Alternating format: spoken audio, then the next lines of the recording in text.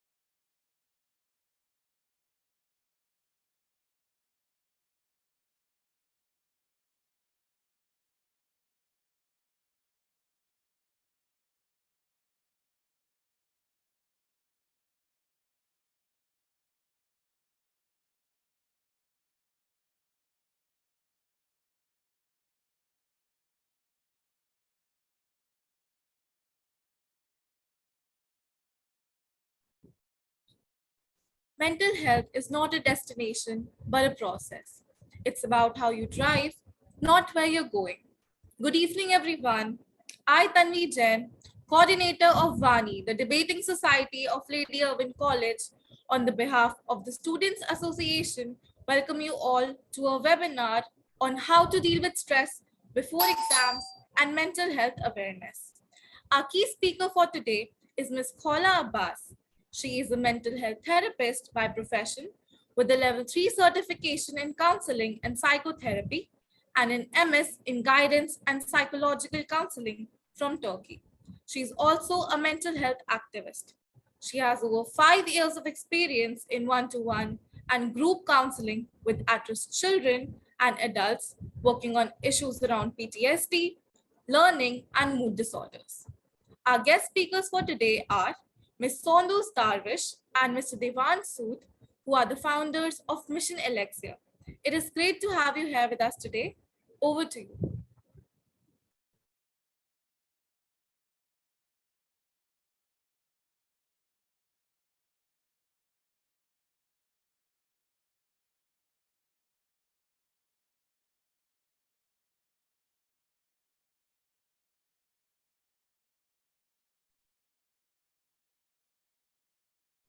Do we have you here in the meeting?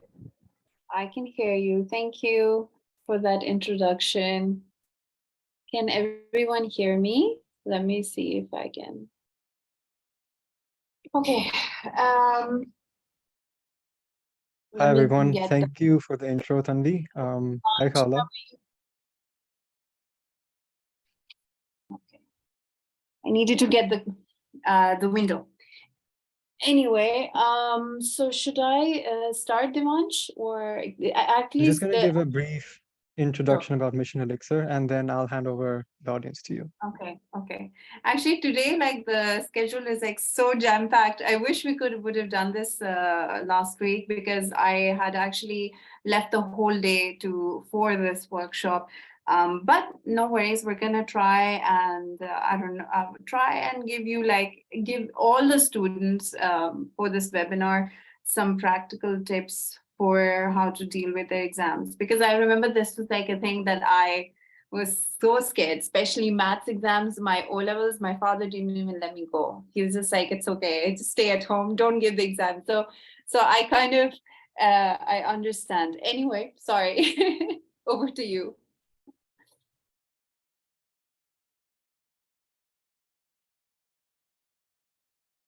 So everybody, welcome. I'm Devansh. My name's Devansh. I'm the founder of Mission Elixir. Just waiting for Sandoz to join in.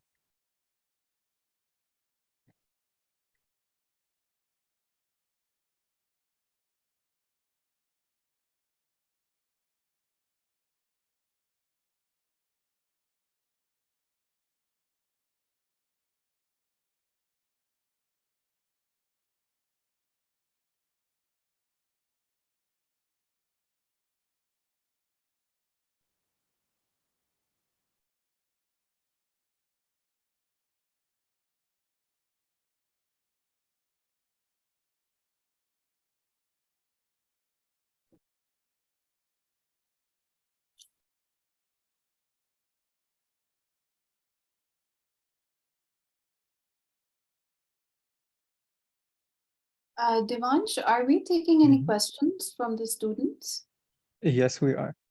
In the end, there's going to be a Q&A if anybody wants to ask anything. Okay. So I'm gonna do this. I'm gonna keep my talk brief so that we can Mhm. particularly focus on particular problems that the kids are facing. And because if I talk for too long and then I just today till 4:30 I had a completely jam-packed day. Um, If and anybody wants to, if they have sure, questions that they if want you have to, any questions right now, let me know. mhm. Mhm. We're going to be talking basically about, I actually, for this talk today, I wanted to come from the perspective.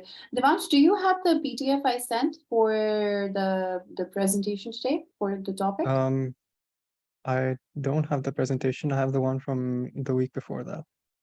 Okay. Well, I sent it last week to Sundar, so I'm going to try. Can I screen share maybe? Yeah, I can. sure. I can do that. Okay. Okay. I'm going to screen share and sort of talk about um, I wanted to come to how we, towards exam stress from the whole motivation perspective and how we think about goal setting, how we create our goals, and then how we set ourselves out to achieve them. I think that's a very important part of being productive in life. I'm going to talk about how human beings are essentially we have a reward based system. The way our lives work, we need a reward based system. So I'm going to talk about how you can set up goals, productive goals that you're also able to achieve.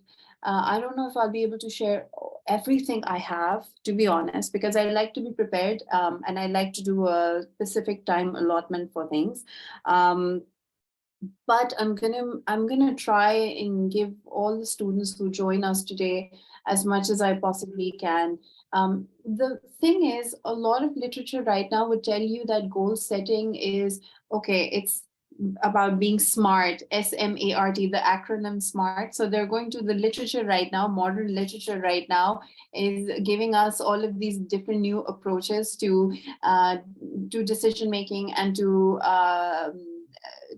to evaluate, matlab, if you have a certain topic to prepare, to maybe you will do active recalling for it, or some other things. So modern literature will basically tell you, okay, visualization is one of those things as well. Like, okay, visualize your goals and then you will achieve them. But it's actually not that simple, right? So at the end of the day, it's about how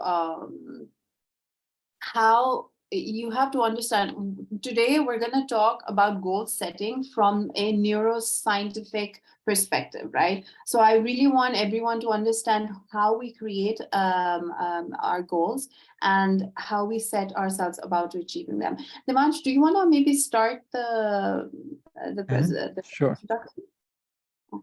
So Mission Elixir is basically, welcome, first of all, welcome to this special edition of the Elixir Live webinar with Khaula as our speaker. So what Mission Elixir basically is that we're a personal development platform and also concentrate on wellness with conducting research and development into advanced healing systems such as naturopathy and things like this. Some of the topics that we usually cover in Elixir Live are personal development coaching, career coaching, health and wellness talks, and we have guest speakers from various industries and countries. We also do provide relationship guidance. So Elixir is started as a not-for-profit organization that seeks to provide, all of these things that we just discussed. And our social mission being that we want to prevent suicide, or people who are suicidal, we want to give them a helping hand. That's approximately 800,000 people every year commit suicide, and that's one person every 40 seconds. And there are various reasons that a person gets cornered into such a situation. We're seeking to become a global personal development platform, and our mission is to basically impact lives, as many lives as possible in this area.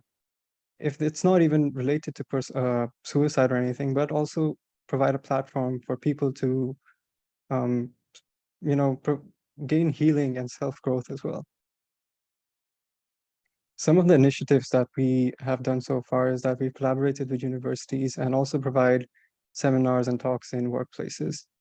We are also currently working on expanding our knowledge base, providing videos, articles, and courses that can be subscribed on our website, www.missionelixir.com. If anybody does feel any, unease, you can always contact us on our suicide prevention hotline. It's not only just for suicide, but also if you need someone to talk to. Naturopathy is also something that's we are looking into, and we have collaborated with ventures such as Healthy and Purple Fruit in this regards. So we're providing nutrition advice and also, smoothies, this and that, and the fun aspect of a non-alcoholic bar. So Elixir has these three hearts named Life Elixir, Love Elixir, and Healing Elixir. These Elixir hearts are for individuals to basically speak without words. Sometimes it's very difficult for that individual to express what they are feeling inside. So when we see anybody is wearing any of these shirts, basically, we know exactly how to extend that helping hand to that individual. These products can be bought on our website and also Amazon, Flipkart, and different marketplaces online. If you do want to join our mission and basically be part of this community, we have also launched something called Elixir Voyages, where we go traveling in different groups traveling with a purpose of self-growth, meeting new people, things like this. And if you'd like to know more about Elixir Voyages, you can visit our website. Right now, I think, let me just check if,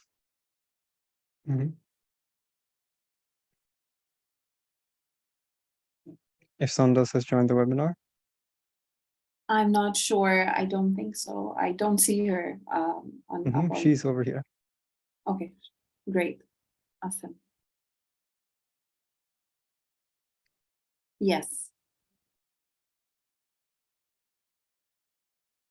Sandas, would you like to join us and would you like to add anything to this?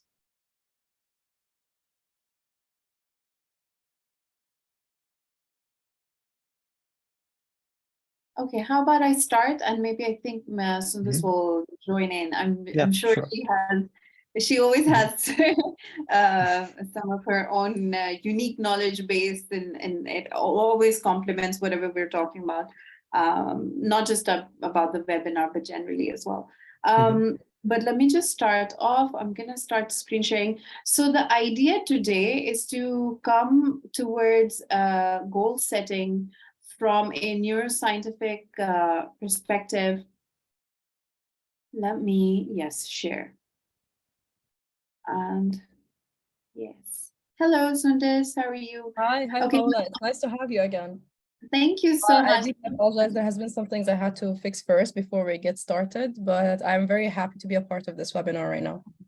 All right. Actually, so today I'm just on a schedule. I'm so sorry. I feel so bad, but like I after 5:30 I have to yeah, stuff. So that's why I'm trying to give the students as much as I possibly can in this Yes, short it's period of also time. like mental health week, and as well, it's the week that everyone is going to start exams. So we're going to try to help you with as many tips as possible. Yes, And yes. I'm pretty sure you have brought for us like great knowledge that could be beneficial for everyone, even for me. I can even maybe use this in my work as well. Well, I don't know about that, but I do try and be helpful. But let's see if I can help you with anything. So here's the thing. I was just telling Dimansh and the other students who were here before that modern literature will tell you, okay, so one of the and there's nothing wrong with that, right? So, for instance, being productive or being motivated and creating better goals, and then being and achieving those goals, they would try and, or this is my experience within the research field at least, that they will try and condense all of that information, how to achieve that into maybe like the ABC method, which means achievable, believable, committed. Like your goals should be the SMART method. I'm sure you've maybe heard about how your goals need to be specific, measurable, attainable, all of that, right? So this is essentially a more beneficial way to keep yourself motivated towards achieving those goals. So if you have a task, if you have an exam, go for this, right? I actually don't believe that. I do not think that this would make you any more productive. I think it's a very nice way to kind of try and condense the decision making process, but at the end of the day, all of us are individuals with unique patterns and unique perceptions, and the way we process and consider information is also different. The way we retain information is also different, and also sometimes we may suffer from any kind of a learning disability that we do not know of. I'm going to talk about a little bit on that later on, and then if any students, if that resonates with any students over here, maybe they can follow it up with me or with you or Dimansh, maybe, because we are here to help you at the end of the day. So the thing is that we have in order to be productive in your exams or for any task whatsoever, you need to be motivated. And where does your motivation come from? Your motivation, it's actually a self-fulfilling prophecy cycle. So if you are, there was this study they did, and so students who had better grades in class and who were achieving well, like, just generally they were doing good from, like, let's say grade 1, were more likely to have better grades. Were they more likely to succeed overall in life? That's a question mark, right? Because at the end of the day, if we talk about exam stress and we talk about classroom learning and institutional learning, that is very different from being street smart or being or any other kinds of known intelligence. Intelligent types, but we're talking about how to stay motivated in your studies, and so we're going to try and ground ourselves to this area. But yeah, so it becomes a self-fulfilling prophecy. If I know I'm good at literature, and I enjoy, I'm going to, and I already have a track record of scoring well in literature, I'm going to have other people also, like, cheering me up and be like, okay, or especially like your family, who will tell you, oh, okay, she's good at maths, so she's good at literature, this is her thing. And that kind of becomes a self-fulfilling prophecy for the child, because of course the child internalizes a lot that he or she is learning from the environment and from the core guardians, so to speak. So that's how, so they did this study, and I think it was interesting. However, if you're not doing well in something, right? How do you go about motivating yourself with regards to that? For instance, maths was something I was very scared of, and turns out like for my O levels. So we actually, Yes. this is actually a true story. Like I for my O levels, I remember I studied for it. I went to tuition, like, we Pakistani culture, right? And also Indian cultures, we do a lot of tuitions for exams, Yeah, right? same. Actually, the only subject I went to tuitions for was math. Yeah. So, and regardless, my father didn't let me go for the actual exam early in the morning. Like, I think he was more scared than I was. And I was just, he was just like, it's fine, just give it next year. Yeah. Just go to sleep. Which is really funny. But having said that, sometimes fear becomes a big part of this whole, like, can I do this? Can I not do this? And then how do I go about doing it? Anyway, okay, so I've already talked a lot, but this is Mental Health Week, as Sundus also mentioned, and this presentation aims to create a culture of motivation among students so that they are able to take less stress for their exams and understand how to set goals that are achievable and that are I'm gonna actually give you two or three very good points on that. So maybe because I believe that in order to achieve any goal, that it has to start, like, your goals, when you're setting your goals up, that is the stage where you need to really be good at your decision making skill, and just um, look for actionable, goals that you can really achieve. So I think that part is really interesting. There's also another story that another study, sorry about that, I'm just so totally exhausted today, but there's another study that No, no, it's looked. completely fine. It's okay. And actually, like, yeah, so far, this is going quite interesting for me because it's reminding me of my exams days as well. And I was just like, oh, okay. I remember some tips I've worked on that were great, and then some other tips that I was just like, I wish I did that better or started earlier. So we're also going to discuss the tips for revision at the end of this webinar, but so far so good. Please carry on. Awesome. So so there's, before I look at the things that students can do to be more productive, I want to talk about why do we have this need to set goals? Why do we do that? Honestly, Devansh, do you want to maybe chip in? Like, why is it so important? Because I remember I was having this debate with one of my professors once upon a time, and Mhm. because I think we tire ourselves out entirely by setting up goals that are so difficult, and then we work towards them all our lives. And Mhm. why do we have to do that? Like, why are goals so important? I guess it's a sense of achievement, and it all depends on also the individual's parents, what they expect out of that individual. It may be a self-oriented goal or something that's set by somebody else upon them. Also, it's about incentives, like, the reward-based system kind of hinges on what kind of incentive are you getting if you get this goal done, right? So if I have a business, and my father has a business and I have a business, and by the end of the month, I need to, like, my goal is, maybe you have a points-based goal, right? So this is something I have to achieve. And then of course, you just said, like, how the feeling of fulfillment, or the feeling that uh, I've achieved this finally. And this is like a reward for me. I think this is what human beings naturally, what we're inclined towards. If we wouldn't have goals entirely, I don't think we would be able to function.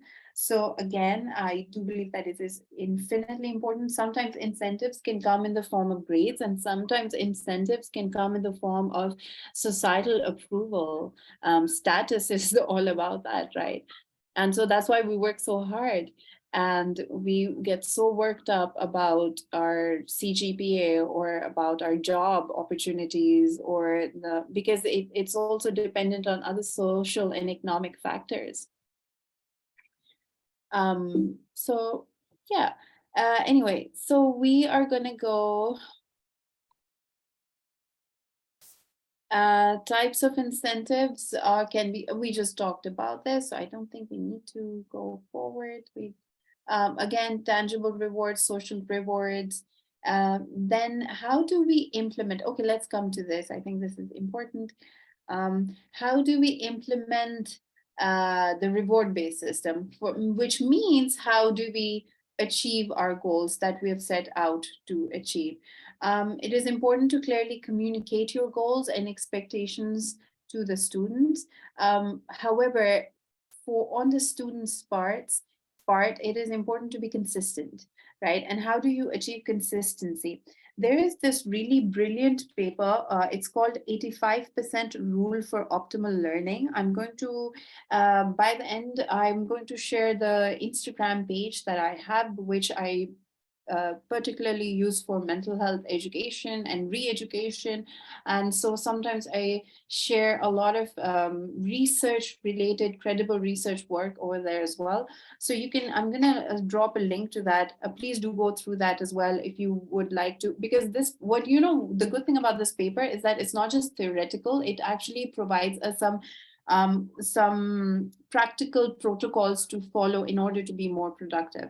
And essentially the paper talks about how, in order to be more successful, you need to give yourself room for error. And the room for error should be 15% of the time. So 15% of the time you're making mistakes, right? If it's 20%, that's also permissible, that's also fine. But if it's more than 20% or 30%, then maybe you're doing something too hard for your level, right?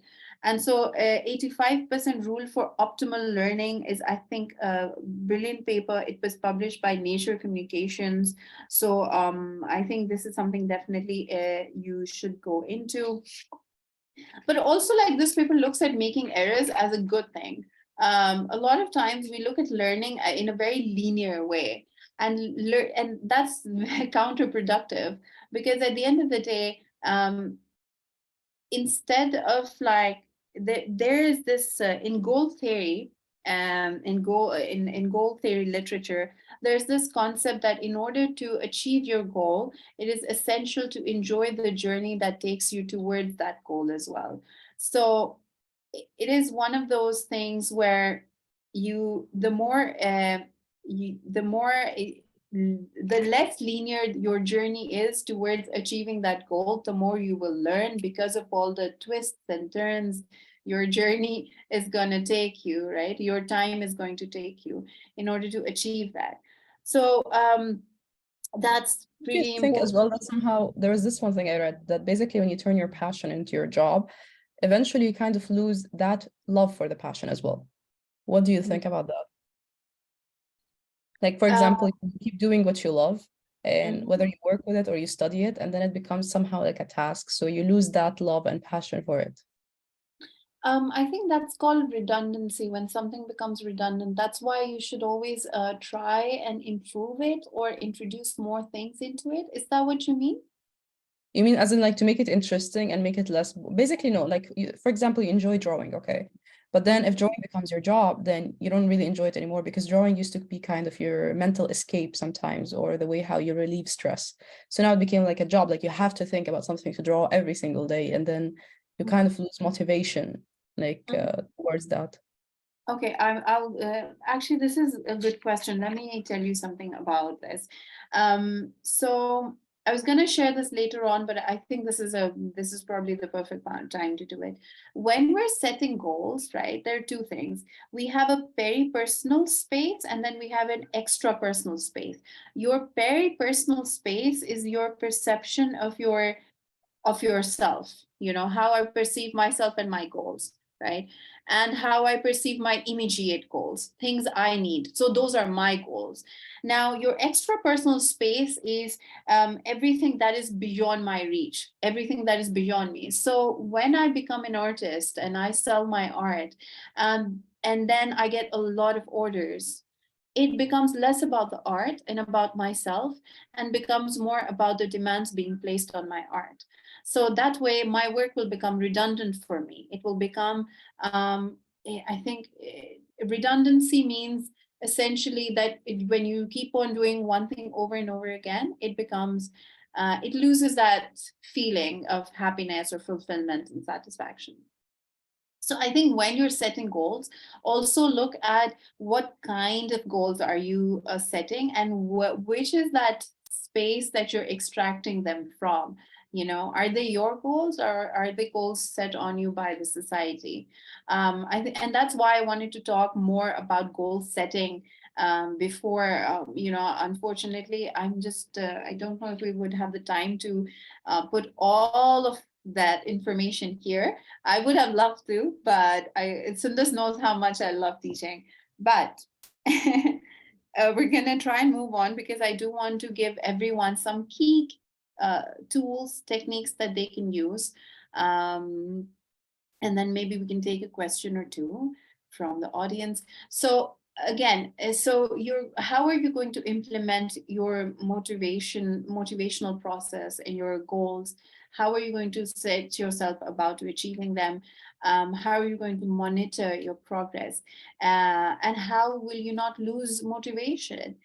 So within neuroscience, I dug out a few things that I have learned over time, that literature, that just, I think a lot of these points are probably readily available to you through Google anyway. However, it's always nice to keep yourself bereft of what current literature has to follow, has to give space, has to offer us. So for instance, the power of habits, some of these are more effective than others, by the way.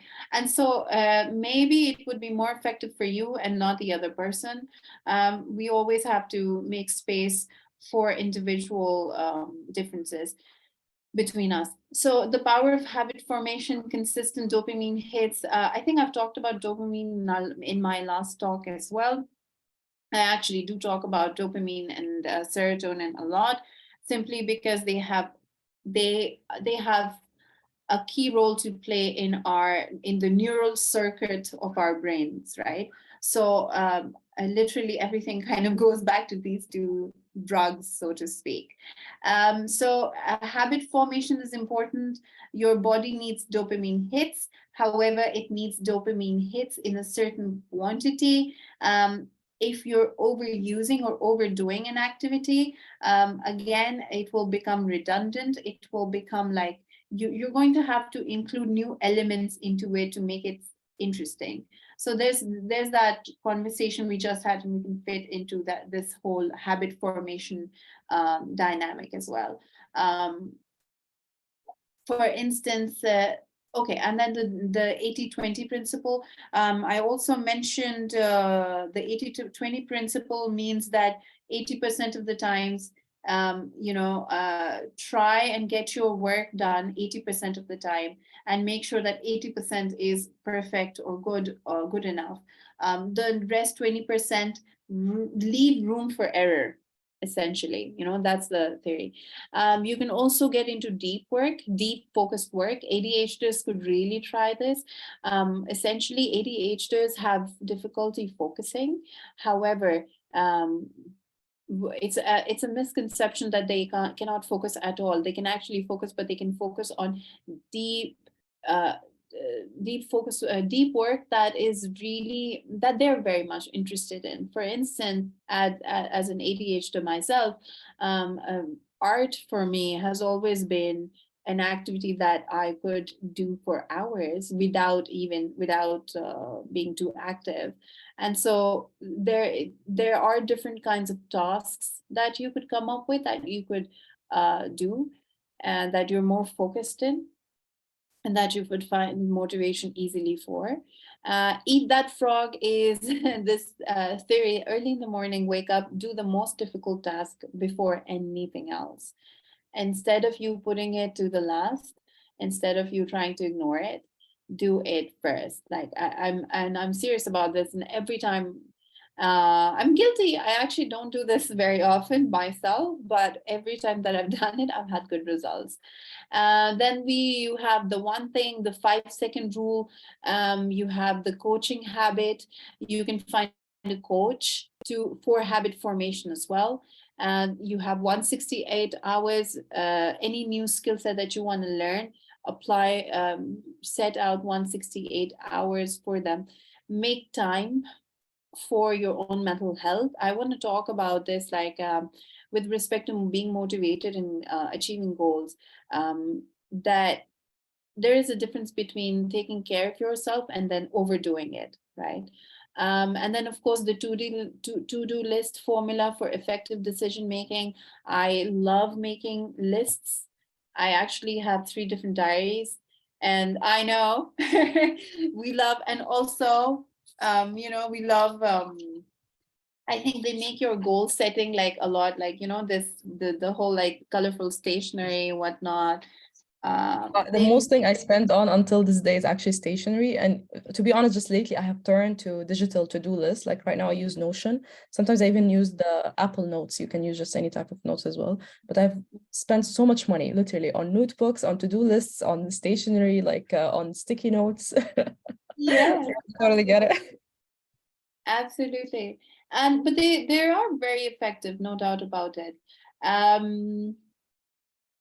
Okay, and then of course, teachers should provide constructive feedback. I've added a little bit for teachers as well, because I do believe that in the classroom dynamic, it is very important to have teachers and mentors who can properly guide you and help you through your strengths, because our strengths are different at the end of the day. Some people have a higher IQ, just generally, some people have a higher emotional intelligence level.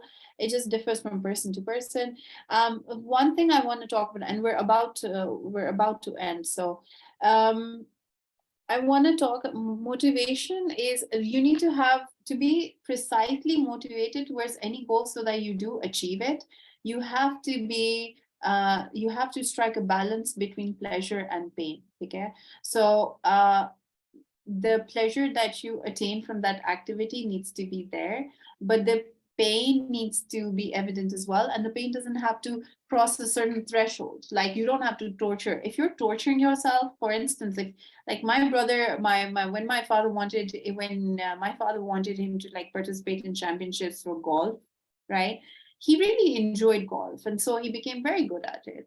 And so when the time came to you participate in different championships and whatnot, it became too competitive for him because of that external pressure. So if the pain is going to be here and your pleasure that you derive from that activity is going to be here, there's going to be inconsistency there. I And agree. That's also what happens with your passions at some point as well. So yeah, I definitely get it. absolutely, absolutely. And then I have actually different notes. Like, I have like more scientific centered notes, like so I kid you not, like if I were to, so I, and it is so important that I do, like, I want to cover all of this, but I don't know which ones to cover. We can definitely also plan another webinar soon with you, because Sure, these things sure, really love sure. you.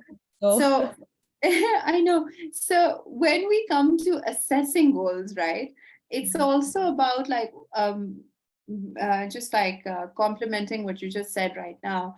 It's also about, there are 2 general categories of assessing goals, right? So what is the value the goal has?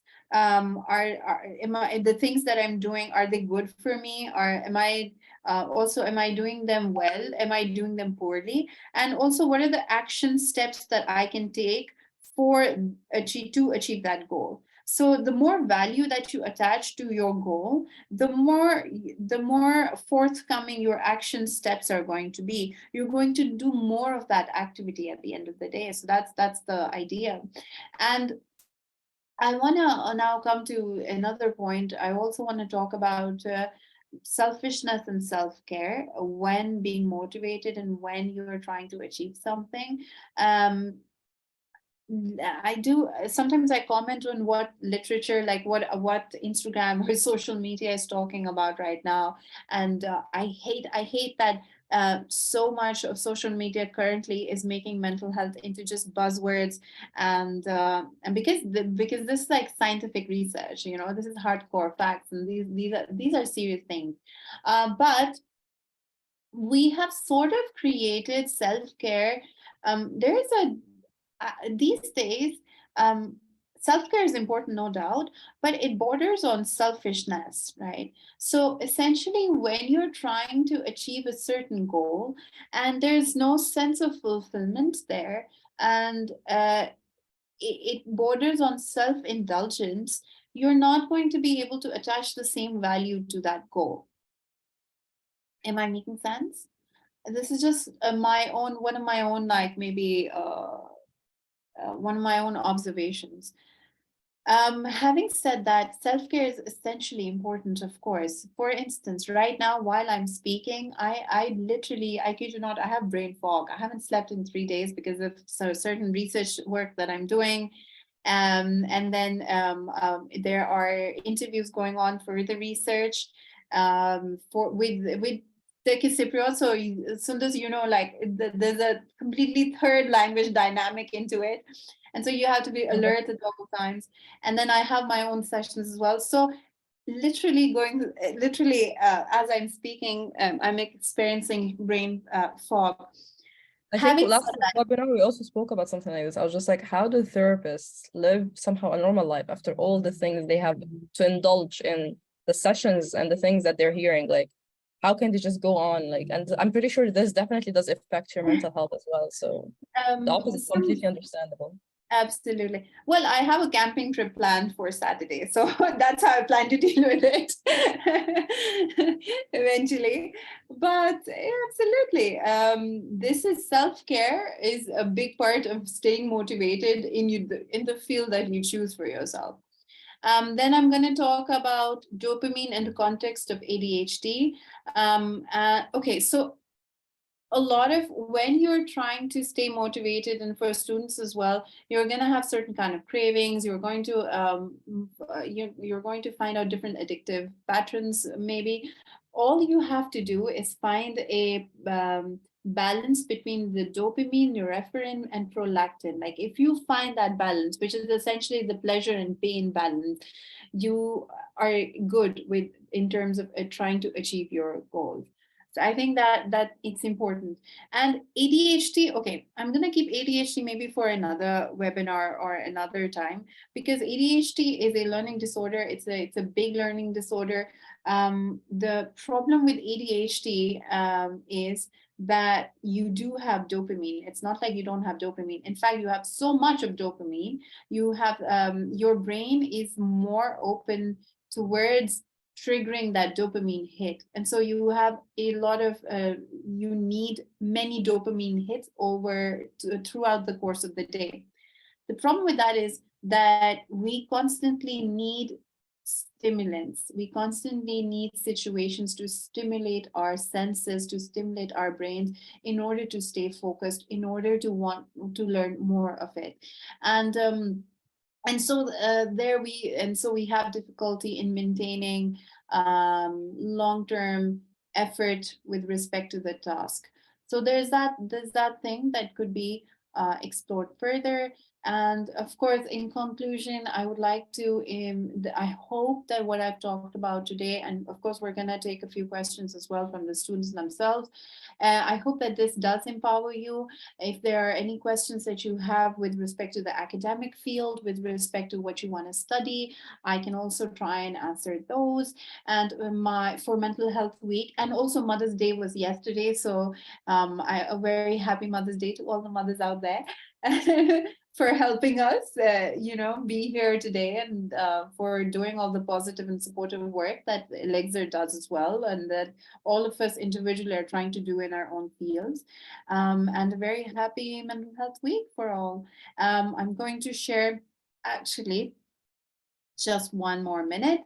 So this is our Project Bluebird page where I share a lot of what I've been doing in Pakistan, elsewhere.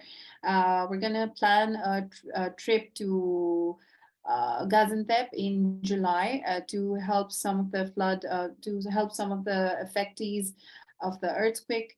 And so we're going to try and arrange an activity around that as well. I do sometimes give out mental health information here as well. Well, it would be nice to see you in Turkey. So you have to definitely I come know, back. I have to. I am so looking forward to that, I really hope the visa process comes through because I'm sure the process is Yeah, especially in Cyprus, it's a bit difficult, but Chokzor. because this is an amazing process, honestly. Absolutely, Chokzor. And then we have another webinar this week on Wednesday by eStudy Box, which I'm just kind of putting it out there. If you need more information about stressful triggers, I think we've already done a talk on this, but this is just more information if you like. And that's about it. Thank you so much for having me. If you have any questions. Anyone have any questions though? Yeah. Before we sign off, and then we're gonna move on to tips about revision a little bit. We're gonna give you little tips here. But does anyone have any questions for Khaula? I think there's a question in Q&A and a question in chat. Let me have a look. There's, I think, 2 in the chat, yeah. Okay, I'm planning to take up psychology for my master's and will be pairing them. I don't have a psychology background, so how I can be more prepared.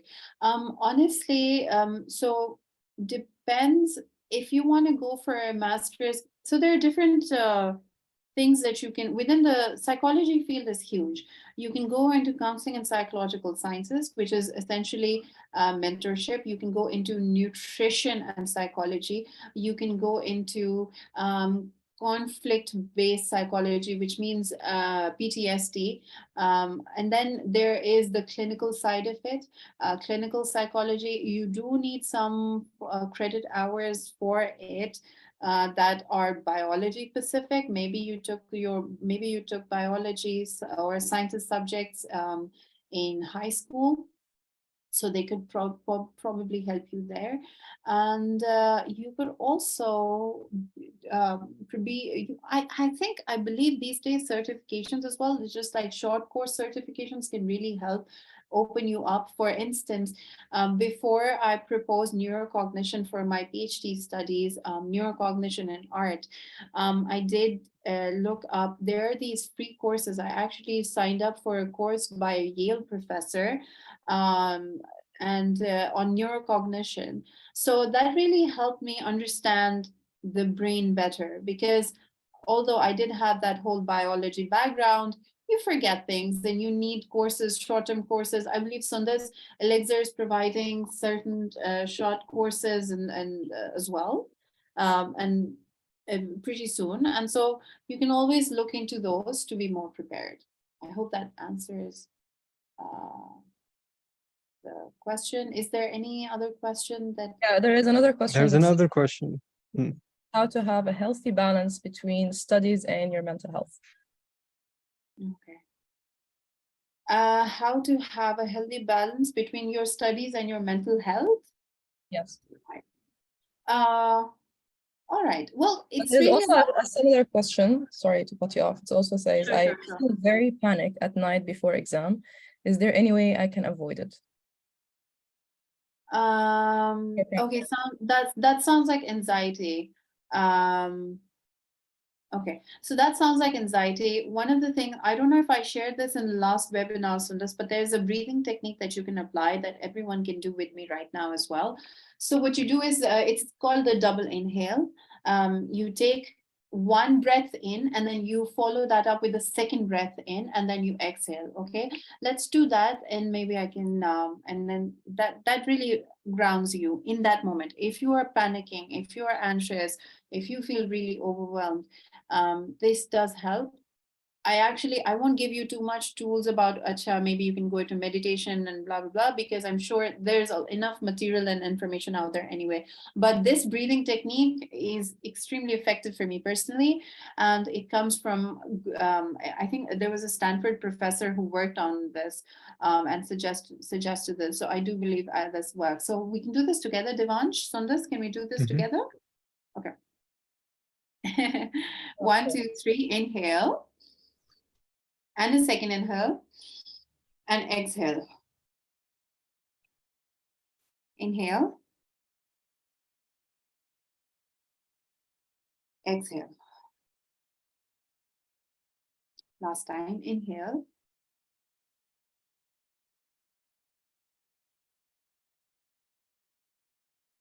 So you're gonna take 2 inhales and then exhale. But Anushka, I would also suggest maybe look into your stresses. Why are you stressed a night before exams? Sometimes the fears that we have with respect to our goals are important, and it's important to understand those fears because those are holding us back. It's also essential to understand what kind of patterns we have in life. In fact, I think there's a document that I sent you, Sundar, for a workshop idea, and it talks about self-defeating behaviors. And so it's important to know what our self-defeating behaviors are. Being productive isn't an overnight thing. You know, you really have to figure out, are my goals right? And is the value that I attach to the goals, are they right? And are they productive? Like, are they giving me that sense of fulfillment? And then will I be able to achieve them? Because achieving them then just kind of becomes the byproduct if you're setting your goals right. And also to add to that, I want to tell you one thing, to be honest. I wasn't honestly the kid that got the highest grades back then in school, but to be honest, with the amount of achievements I've been doing in my life, don't worry, you will turn out fine. So if you think that your grades are you're gonna make you destroyed in the future and you're not gonna be successful, this is something you should remove from your mind. And as well with your parents. And even if your parents are angry a little bit with you right now regarding your grades, to be honest, they're going to get over it when they see what you're doing later on in life. But you just have to stay focused and have a goal in mind regarding your life and work towards it. I mean, in the end of the day, we're human. So don't over stress yourself just because of an exam, because trust me, it will pass and you're going to laugh at yourself later on for putting that much pressure on yourself. So no, just do what you can for the time being and give it in and continue on learning. Learning, it does not only stop in school. It's something that you should also have in your mind. Absolutely. Exactly, like take one day at a time. Try and not overwhelm yourself with too much, with challenging yourself too much. But I would definitely suggest that look into why the panic, right? Why the panic? And as I said, if it's your parents, really, they'll get over it. Don't worry about it. And I think we have also another question here. Is like, how shall we manage our sleep schedule along with exam stress and a packed schedule? So for that, do you know like 2 hours of REM, like really good REM sleep is better than an 8-hour sleep cycle? And so by 2 hours, I mean, essentially what happens is that if our sleep is disturbed sleep, that is not going to help us. That's actually, even if we sleep for 10 hours straight, it's not going to help us. So deep sleep or deep REM sleep is extremely effective. Maybe we can talk more about this, but maybe you could also Google this a little bit and how to go into that state. Again, the totkas are the same, you know, the things that you can do are the same. Drink milk, probably, then caffeine, no caffeine before you sleep. And then meditation helps as well. So deep REM sleep really helps you to be less exhaustive and helps you to be more productive. Okay, what are some signs or symptoms that indicate a student might be struggling with their mental health? Shahan Alam, what are some signs? 2 questions, I think, is asking. How can I overcome procrastination and develop better time management skills. So again, procrastination is about why I would suggest look into why you're procrastinating, look into your self-defeating behaviors, perhaps look into how you can create a better time management schedule that is good for you, because again, what is good for me, how I function, is not good for you. Also multitasking, I want to say this because we have heard a lot that multitasking is not good. That's not true. Sometimes for some individuals, multitasking just comes naturally to them. And of course, it's also about what kind of tasks are you multitasking with. So if there certain tasks don't require that much attention, and if you're multitasking with them, you'll be fine. But if it's deep learning work, that is where you're going to need deep focused concentration. So I hope that answers something. So with multitasking, I have read one thing that, especially if you're trying to memorize something or study something and you multitask, this is when you kind of lose the focus. And this is why you tend in an exam, because you're studying many subjects or many topics in the same time. In the exam, you'll tend to forget some of the details you have actually studied, and this is because of multitasking. So maybe I don't know, I think I would go for a different approach regarding this, That's actually because of memory retention, and memory retention takes place while we're sleeping. So that's why I said that have a good round of sleep. I would not suggest like, okay, yes, an 8-hour sleep cycle is good, it's healthy, but there are times when you're unable to achieve that 8-hour sleep cycle, and it's more important, like instead of like focusing on the time of the number of hours you're sleeping, focus on the type of sleep and rest your brain is getting, and that will help with memory retention and memory. And of course, if you have better memory retention, you won't forget the night before. And I think also repetition is very important. Like when you're revising, there was this rule that I've actually just read about. It's called the 1-2-4-7 rule, that in the first day you just read around. You read what you have to study just quickly and you go through it. And the second day, you repeat it again. You read it and you focus on the points that you find a little hard. And I would always suggest that in order for you to remember the things before the exam and for you not to feel stressed as well, try to engage as many senses as possible. Like read and say it out loud so you can also hear it, and maybe also engage your hands or writing. This is how sometimes you even forget how to say something, or how you forget the sound of it, but when you're writing in the exam, your hands remember what it is. So the thing is, engage as much senses as possible with that. And then on the fourth day, after you read it, repeat it again to yourself. And then on the seventh day, repeat it again. Pretty much this will be like the final night before the exam. And this is like a guaranteed process for you to remember everything you have studied and you have encountered throughout the whole past week. Absolutely. And active recall is another thing that you can use as well, which means that you actively make an effort to remember something that you've learned before. Like, for instance, I've learned something and then I'm telling Sundus about it. And so that's my memories, active recall as well. My housemate and I used to actually, when we had exams, we used to go and explain to each other the topics we were studying. So that is also a very nice topic. Like we pretend like we are the teacher of my subject, she pretends she's the teacher of her subject. So that was a very interesting thing that helped me remember things during an exam as well. Absolutely. All and right. makes studying fun as well. Huh? And makes studying fun as well. Absolutely. Absolutely. All right. It was lovely being here. I am so sorry, Sundus. I have to rush because I have a session planned. We will try to answer the rest of the questions, but really, thank you so much for your time, Khaula. No. It was great Thank you very much, Khaula. Thank you so much for having me, and I hope I was able to help some of the students here. If you have any other questions, or if I can help you in any way, I've shared my Instagram or my email, and then I can always share a few maybe research work that you can read from and learn from. I don't think that ever hurts. But yes, happy Mental Health Week, everyone, and take care. Have a nice day. Bye-bye. Thank you. Thank you, Khaula. Take care. Goodbye.